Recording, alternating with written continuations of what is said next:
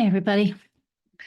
Let's do the forecast for next week, which is March 4th through March 10th.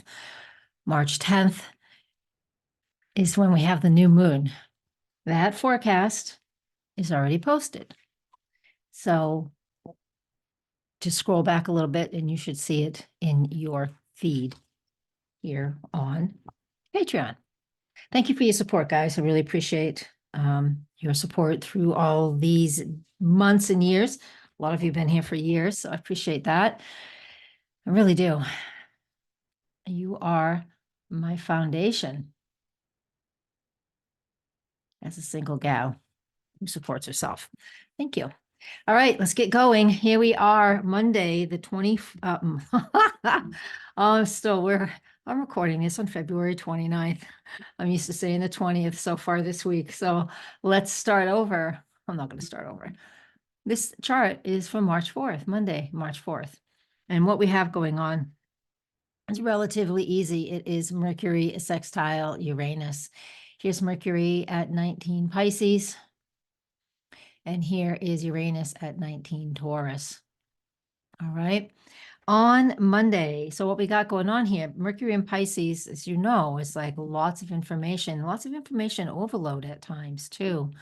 Pisces doesn't have a lot of boundaries. Pisces is very flowy, and Mercury is our communication. So we got this going on where we could be, if you were a meditator or you know how to channel, or you just want to simply listen and trust your intuition. That's what we do with Mercury in the sign of Pisces. I've talked about that a little bit since it's been in that sign for a week and a half.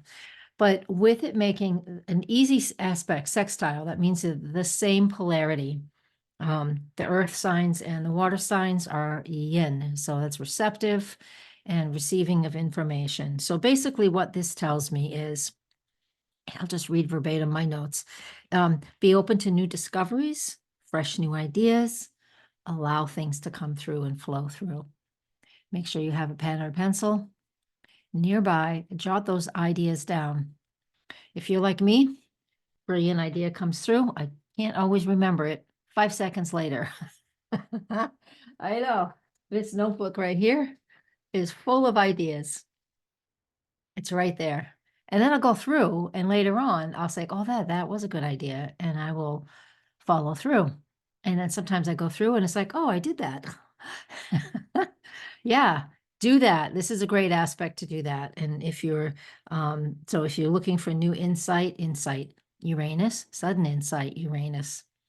Allow that to come in, allow that to flow, be open to it. If you're in a frustrated, stressful day, then that's not going to be so helpful. Just the way it goes, right? Yeah. All right. Look at where the moon is. Lord Almighty, it is out of bounds. This is the south side of the ladder, if you will. I heard somebody call that a ladder, and I really like it. This is the south side, so that means when it comes up on the horizon, it is really far south, very southeast, southeast. That's what this means. And that just means we're really feeling the strength of that moon in Sag. And it does the same thing when it's in Capricorn. It kind of stays in the same place for a couple of days as it's rising and setting. So it has a short period above the horizon. Rises and sets a little bit more south, goes quicker. It does. Chiron conjunct the North Node. Now, other people have talked about this last week and the week before, because I use the mean node and then there's the true node. There are two different node systems. Don't worry about it. Last week, this week, the lunar North Node has been near Chiron. Again, I use the mean node. It just, to me, that it's just an estimate. It feels better to use that. It's what I was taught. Use what you're taught from the beginning. So when we have Chiron in Aries, North Node in Aries, this is healing. This gives us an opportunity to embrace our own unique identity, embrace our own, this is Aries, the unique way that we need to heal so we can be more forthcoming, if you will, or more focused on what it is that we desire and what we want from life. That is pieces of what that is. the Aries energy here that is strong enough is about taking steps and being courageous to bare your soul, if you will, in a safe environment, whatever that means to you. If you have something to say, it's like, this has been, you approach somebody, this has been bothering me for years, and I really want to talk about it. You're opening yourself up to something that feels uncomfortable or wounded, and you're sharing it with someone else, which you're also making yourself vulnerable, but it takes courage. It's really that dynamic. That's what Chiron in Aries and the North Node in Aries is about. And when we have the eclipse coming up, we have two of them, one on March 25th and one on April 8th. The eclipse on April 8th is at 19 Aries, and that will be right, the Chiron will be right with that eclipse. So this tells me here, it's important that we pay attention to what is coming up for us on March 5th, right around March 5th.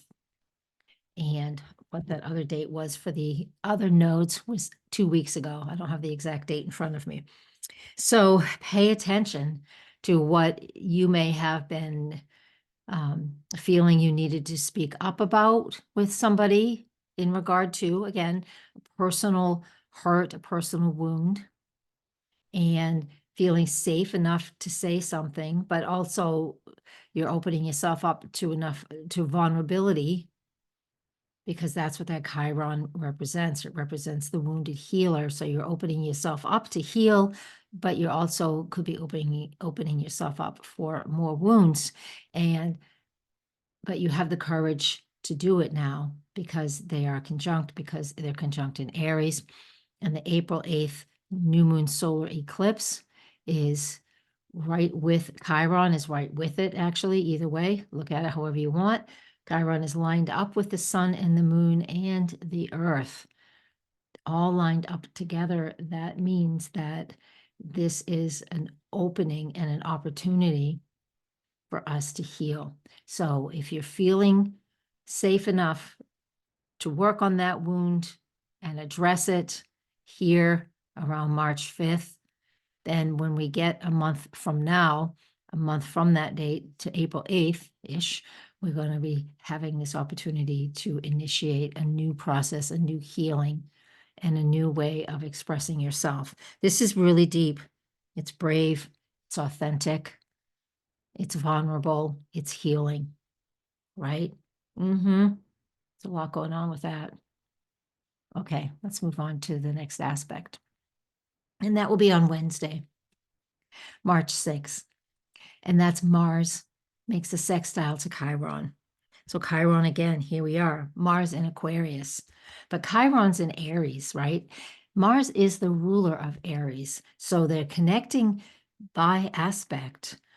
And you can see it over here too. There's that column. There's the row in the column for Chiron and for Mars right there. They are connecting by the math, by our aspects, but they are also connected because Chiron in Aries and the North Node in Aries, Mars is the ruler of that.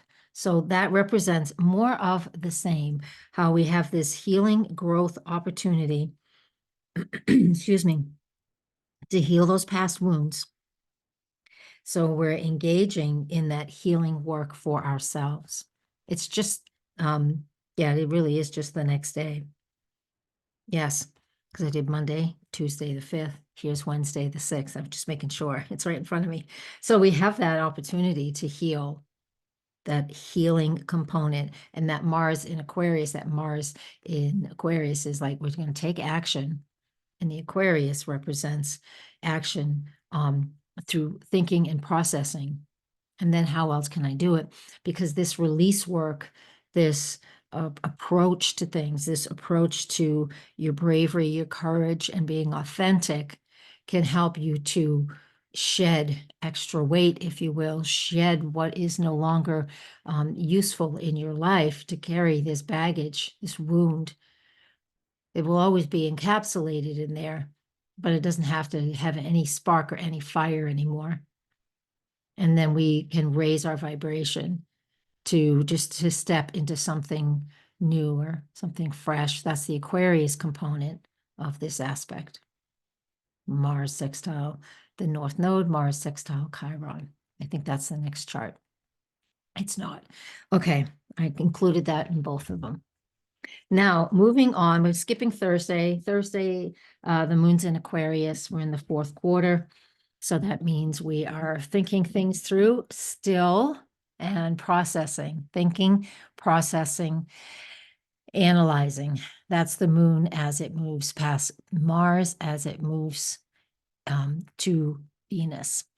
But the aspect I wanted to talk about here is Neptune and Mercury making their conjunction. This is the last aspect Mercury will make while it's in the sign of Pisces, is that conjunction to Neptune.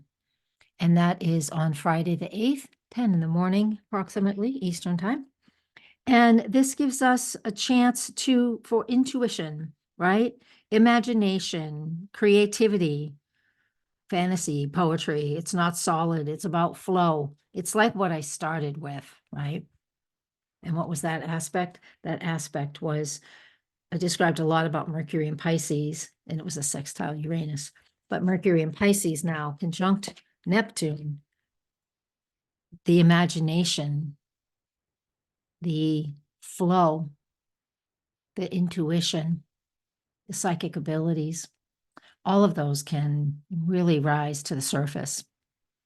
Other things about this, which are beautiful and fun, and it's creativity, it's music, it's flow. So dance. I mean, anything that's going to help you engage and flow. That's what we want to do with this type of an aspect. It could be poetry. It can be singing. I don't do either of those. What do you do with it? I'd love to know. And tell me, if you reply below, tell me what you're replying to, because I say so much in these videos, I don't remember everything. So make sure you say, if you want to tell me, just say, yeah, you were asking how am I creative? How do I flow? And that's the Mercury Neptune conjunction in the sign of Pisces that we have on Friday, March 8th.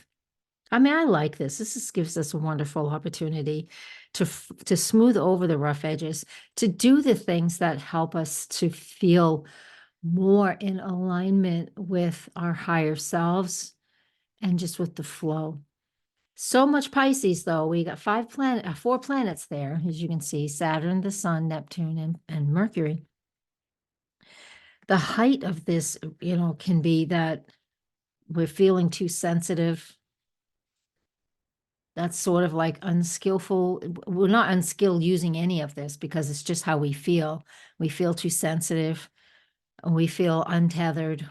We feel confused. So meditate. And again, dance or sing or hum or chant or draw. Be present in what you're doing so you can let everything else just float away. And then some of us will just use this as, an opportunity to escape. That's Pisces as well. Escape our thoughts. It's like, oh God, I can't think about this anymore. It's now, I do X, Y, and Z throughout the week. I don't want to talk about that on the weekend, whatever that is for you, right? There's nothing I can do about like something at work. Nothing I can do about it because I'm not there on the weekends. It's just hypothetical off the top of my head. It gives us that opportunity too, because we really need to unplug, whether it's unplug from this. I spend about 5 hours a day on this thing. It's a lot of it's on work. I do a lot of the Instagram and YouTube postings and Facebook postings all through here. So it averages about 5 hours. And then I don't watch regular TV. So sometimes I'll watch stuff on YouTube on my phone. That'll blow a couple hours in the evening, easy. But it's that's getting lost in Pisces things too, which is what Friday, March 8th, it can be like. And again, you can just flow into it, escape, break away from the things that are overwhelming. There's nothing wrong with that. Nothing wrong with that. Next, Mars square Uranus. Oh, this is the stress. This is stressful. This is Saturday, March 9th. This is super stressful. I have some extra notes in here about what. Let's just tell you first off, Mars in Aquarius, fixed sign. I'm going to talk about this in a stressful way because a square between Mars and Uranus is volatile and stressful. Mars in Aquarius, Mars wants to take action. Aquarius is about fixed ideas that will not change. Squaring Uranus, Mars square Uranus, whether you find it in somebody's natal chart, that means they're going to have sudden events in their life that just come out of the blue. It's happening in the sky. We're all going to see it. We're all going to feel it. Lots of times there's extreme weather where this happens. And I can show you that in a minute, just as something fun on the extra astrocartography. I'll show you in a minute. But this is stressful, and I'm not a fan of it. I feel very uncomfortable with this. So this is, this can produce lots of sudden changes, fighting. This is volatile. This is advancement in war, like wars kicking up. We have more attacks. It could really be that. I just wish that I want peace. That's all I want. That's really what I want. But cyber attacks, because we're talking about Uranus and Aquarius, it could be cyber attacks. Be safe on the internet and what you do. This is a tangled mess. This is a mess between what we want and what's happening. Innovation, freedom, stability, security, simultaneously. The sun is right there too. The sun is like sextile Uranus, semi-sextile Mars. This is tough. I'm sorry to say, this is tough. This is ego driven. This is a push. And if you haven't been, if you've been, what's the word for not flexible? How about if you've not been flexible, if you've been inflexible, whatever, then this can be something that finally breaks. It's like, I really think of it as like the tectonic plates on the Earth. When Mars and Uranus make square each other, because something has stopped. Innovation, the Aquarius, freedom, independence has stopped because this square, they've come to an impasse, just like the tectonic plates on the Earth. Eventually, there's an earthquake and one of them moves under the other, and the Earth does what it does. And so in our own lives, look where this is for you. Uranus hasn't been too far from 19 degrees for a long time, So for the last 3-4 months, Uranus has been really close to this area anyways, so you would know what is going through significant shifts and changes in your life. You would know. If you have anything at 19 Leo or 19 Scorpio, then this will be a period of stress, but stress and or sudden changes. So I'm so glad we had what we needed to do before. So just pause if you want to hear and say, what did I say before? And scroll back to the Pisces stuff and the Chiron stuff and the North Node.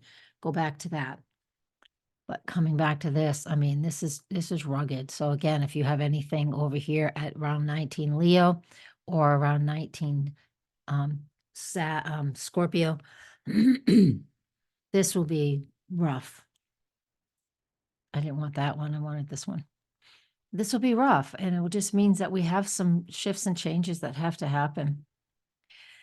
So be open for that, And again, I guess to reiterate, since Uranus has already been in this area for a long time, the chances are exceptionally good that you have been making the changes that it's been requiring of you, right? Let's look at it. I want to tell you when this has been. That's my ascendant. My ascendant is 1 degree from where Uranus is right now on this chart. So I've been feeling it, and I know that I've had a lot of changes going on, and you have to stay flexible with these changes. Last year, Uranus was around 19 degrees. Make sure this is the right year. like the second half of May 2023. And then, of course, it went retrograde, and it's only been with, 3 degrees off of where it is now. And then again, you would feel it basically all of December 2023. All right. So the bigger things that went on for you in that time frame is what you want to be looking at. What sudden changes happened, what innovation did you create, what new things, have come up for you. And yeah, so all of December, all of January, all of February, because when Uranus does its retrograde, it sits still at 1 degree for a long time. So the main point, you would have seen a little bit of something the last 2 weeks of May 2023. And now it would be all of December, January, February, and then just a little bit here in March, the first couple of weeks of March.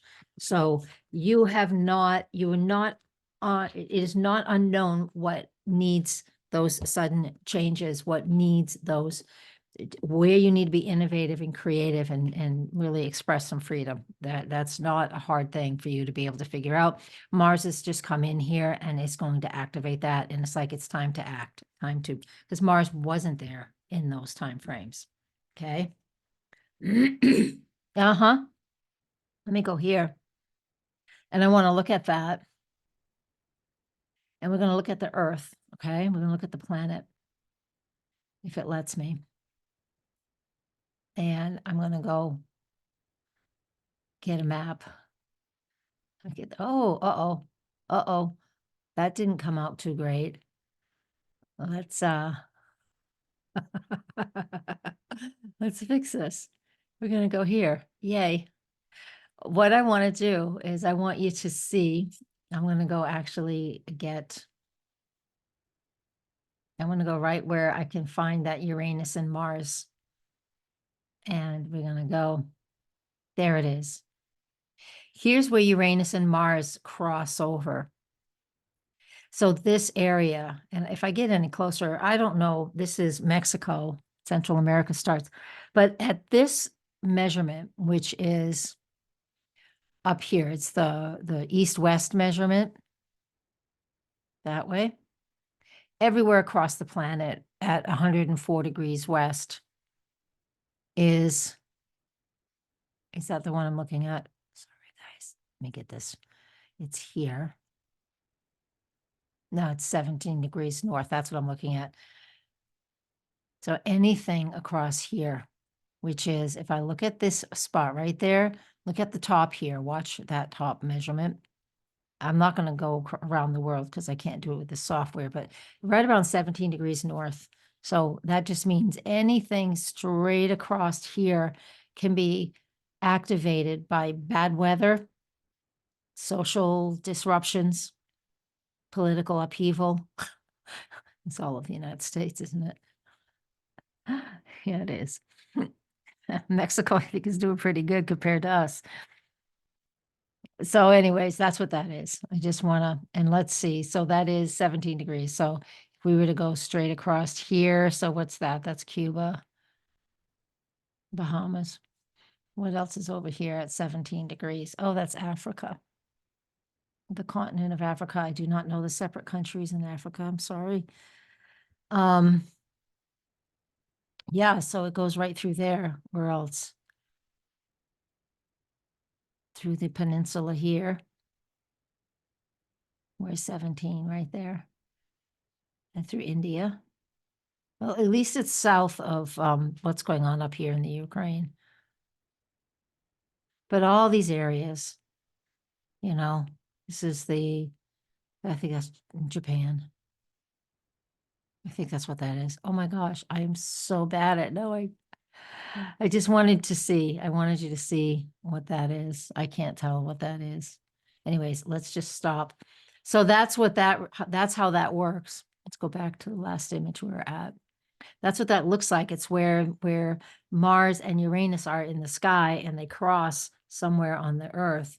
And that is where it can be really volatile.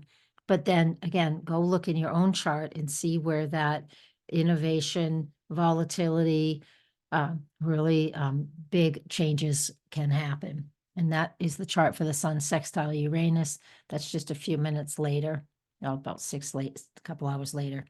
Here we have, let's move on. I talked about the sun sextile Uranus as well as Mars square Uranus. So I talked about them all together. Okay. You know, one other thing I guess I could mention with that is bringing it back to more local with Mars in Aquarius, square Uranus in Taurus, and the sun in Pisces, sextile Uranus in Taurus, is about the groups and associations like that. So if you've been, excuse me, inkling to get something like that and to do something like that, go for it. This is an opportunity to do that too. It doesn't all have to be about war and stress. All right. Is this also on the 9th? This is also on March 9th. It's at 11 at night Eastern time. And I got so much squeezed into here. Yeah. And I think that's a daylight. Well, at least for here in New Hampshire. I don't know if everybody does this, but this is the night, Saturday night into Sunday morning is daylight savings times ends. Oh, begins. Daylight saving times begin. Guess I should start getting used to that. Not get up at 8 in the morning. That'll be way too late to start the day at that point. All right. Aries, Mercury enters Aries, Mercury ingress to Aries. And where is it? It is right here. There it is. Those ingress moments into the 0 degrees of the cardinal signs is really important. So now Mercury is moving into Aries. It's going to eventually connect with the nodes. It's going to connect with Chiron. And so it's just being more assertive and more direct. That's what we need to be doing here. And really speaking the truth. Aries is pretty direct. It doesn't really think things through. It's not the soft, sensitive, let's just meditate. It just wants to say what's on its mind without thinking. We all have that friend or that family member that's like that. Thank God my family doesn't see this. All right, let's move on. And then look, we're just really close to the new moon in Pisces. I have a full video on that, so I want you to go check that out because I'll just barely touch on it here because I've already done a significant amount for that. But that new moon is at 20 degrees of Pisces. This is the third decan, which is another system where I will show you that chart, where we will look at every 10 degrees and who's in charge of each of those areas. Neptune's in charge of the whole zodiac sign, and then the secondary rulership is divided into 3 different sections for each zodiac sign. And so this is part of Pluto.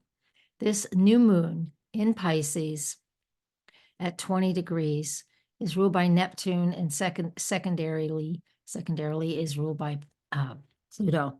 This is deep. This is intense. This gives us an opportunity for spiritual renewal.